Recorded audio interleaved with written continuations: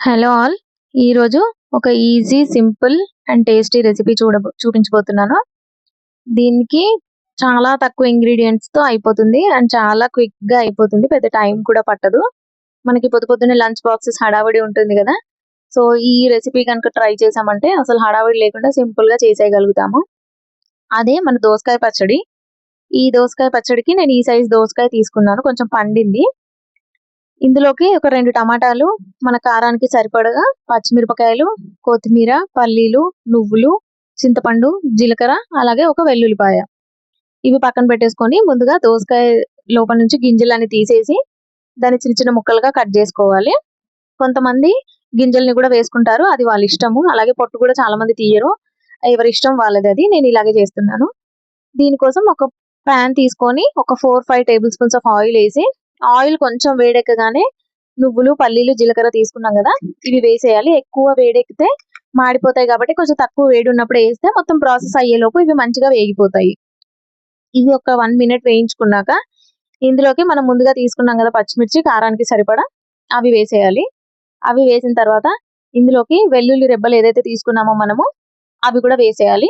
వాటితో పాటుగా కొత్తిమీర కూడా తీసుకున్నాం కదా, ఆ కొత్తిమీర కూడా వేసి ఒక 1 మినిట్ కలపాలి. జస్ట్ పచ్చిమిర్చి కొంచెం వేగితే సరిపోతుంది. దాని తర్వాత ఇందులోకి మనం 2 టమాటాలు తీసుకున్నాం కదా, వాటిని కూడా ముక్కలుగా కట్ చేసి వేసేసి, చింతపండు, టమాటా పులుపు ఉంటుంది, అలాగే దోసకాయ కొంచెం పులుపులుగా ఉంటుంది కదా, చూసుకొని చింతపండు తీసుకోవాలి. అలాగే కట్ చేసుకున్న దోసకాయ ముక్కలు కూడా తీసుకొని ఒక 1 మినిట్ హై ఫ్లేమ్లో ఫ్రై చేయాలి.